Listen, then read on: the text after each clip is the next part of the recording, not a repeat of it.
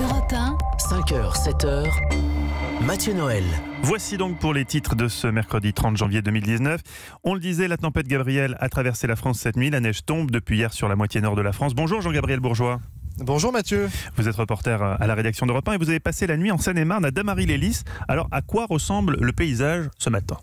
Eh bien écoutez, c'est tout blanc ce matin. Depuis 21h hier soir, il n'a pas cessé de neiger.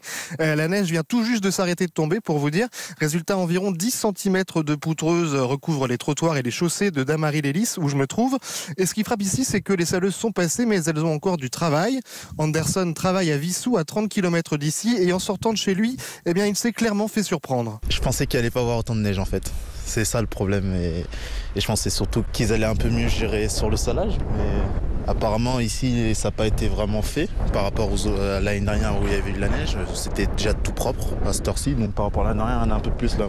Je me suis pas levé plus tôt, par contre je me suis fait avoir sur le temps, ça c'est vrai là, parce que là je vais arriver tout juste à l'heure. Et hier j'ai pris 35 minutes, mais là j'ai vu sur le GPS minimum 45 minutes. Je vais appeler le patron pour dire que je suis en retard là. Voilà, du retard à cause des éventuels bouchons. Il y a une petite dizaine de kilomètres de ralentissement sur toute l'île de France.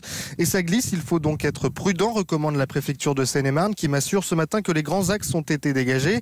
Les 26 saleuses du département ont été mobilisées toute la nuit. Une nuit assez calme, me précise la cellule de crise de la préfecture, déclenchée par précaution.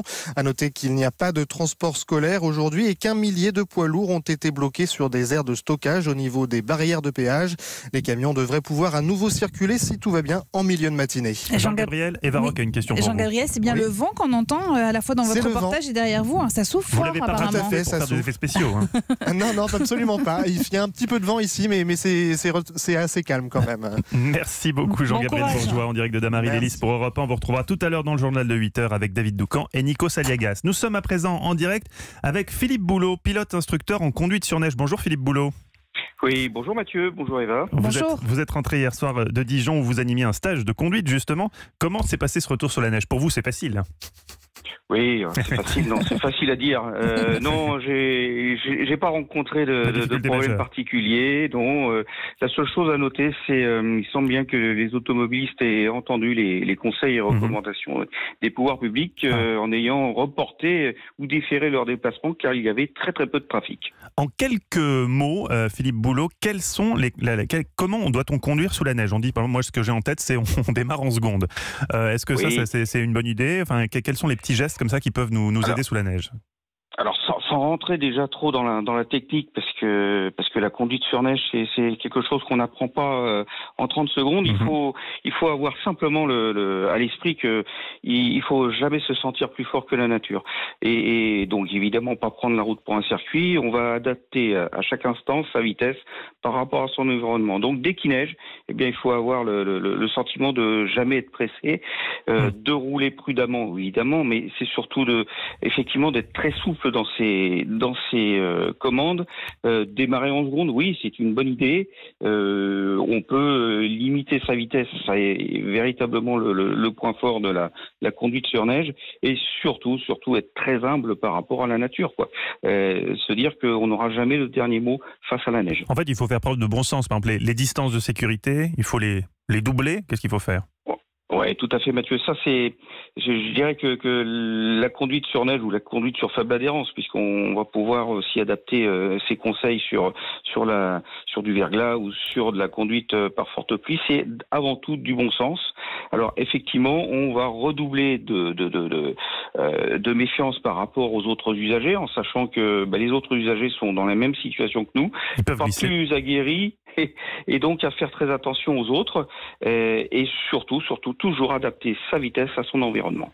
Eva Rock qui roule en Maserati qui est une propulsion à une question pointue. Philippe Boulot, pourquoi vous dites qu'il faut enlever écharpe, bonnet, ce genre d'accessoires Alors, bien évidemment, on imagine bien que si on est face à une perte de contrôle d'un véhicule, tout va se passer dans les premiers dixièmes de seconde face à votre réaction. Donc, on va essayer de bannir bonnet, écharpe, gants même.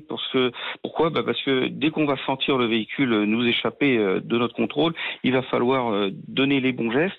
Et ces bons gestes, il va falloir les donner dans les millièmes ou dans les centièmes de seconde qui suivent la réaction de de la voiture. Et ça, à partir du moment où on a un bonnet, une écharpe ou une paire de gants, eh bien on va être très pénalisé pour aller chercher ces sensations et ces réactions. Et il faut savoir que ne serait-ce qu'à 30 km/h, on parcourt quasiment 9 mètres à la seconde. Donc, vous voyez, vous mettez une seconde pour réagir, eh bien vous êtes souvent dans le fossé. Quelles sont les erreurs ou l'erreur à ne pas commettre sous la neige, à laquelle on ne pense pas quand on ne s'est jamais préoccupé de savoir comment il fallait conduire sous la neige? Il y en a beaucoup, mais principalement c'est on va aller chercher du regard toujours le plus loin possible, on va dire le point où on souhaite aller et non pas le point où la voiture nous emmène. C'est-à-dire que si on perd le contrôle du véhicule, on va peut-être fixer du regard le fossé ou le poteau télégraphique. Ah oui, c'est l'erreur à pas faire. C'est-à-dire qu'on va tout de suite détourner son regard et regarder là où on doit aller pour se sauver de cette situation. Enfin, tout simplement, est-ce qu'il y a un nombre de centimètres à partir duquel, un centimètre de neige à partir duquel on ne doit pas prendre sa voiture? Est-ce que, je sais pas, il y a un indicateur, on nous dit 5 cm, on arrête? Non, il y a pas de règle, Mais par contre, je vais donner un conseil à vos auditeurs et une petite astuce. C'est que dès que vous ne voyez plus le flanc de votre pneumatique émerger de la couche de neige, eh bien là, il est temps de se poser la question de savoir si on prend son véhicule ou pas. Un bon indicateur. Merci beaucoup Philippe Boulot, instructeur en conduite sur neige, d'avoir été avec nous ce matin au micro d'Europe 1 en direct.